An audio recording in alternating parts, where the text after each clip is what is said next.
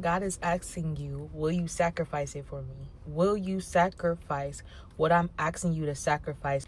The hardest thing about walking with God is sacrificing. None of us want to leave behind what we work hard for, what we felt we deserved, or what we truly want to cling on to.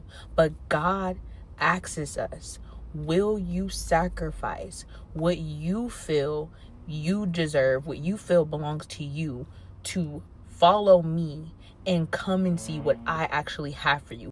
And when I think about sacrifice, I think about Hannah. She prayed and she cried and she asked God for a child.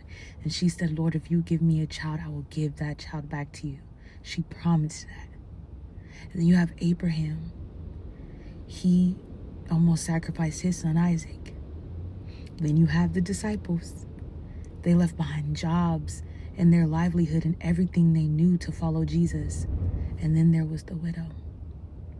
The widow in the temple who gave her last 2 coins, which she had to her name, all she had to her name. And when I think about each of these stories, Hannah didn't know what would become of her son Samuel, that he'd be a prophet. And Abraham didn't know that God was really going to send a lamb in his son's place for him to sacrifice. And the disciples had probably no idea how their lives would change from following Jesus and how they would change others' lives. And I'm sure that woman who gave her last 2 coins had no idea how she was going to eat. She didn't have anybody to take care of her or to look after her. Each of these stories show me that on the other side of being willing to sacrifice and surrender what God asks us to, there's a fulfilled promise, an answer to prayer, a breakthrough. There's His best, because that is what He has for us.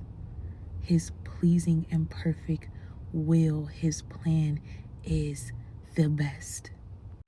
But now I ask you, what does it mean to you? Hannah's sacrifice, Abraham's sacrifice, the disciples' sacrifice, and the widow's sacrifice.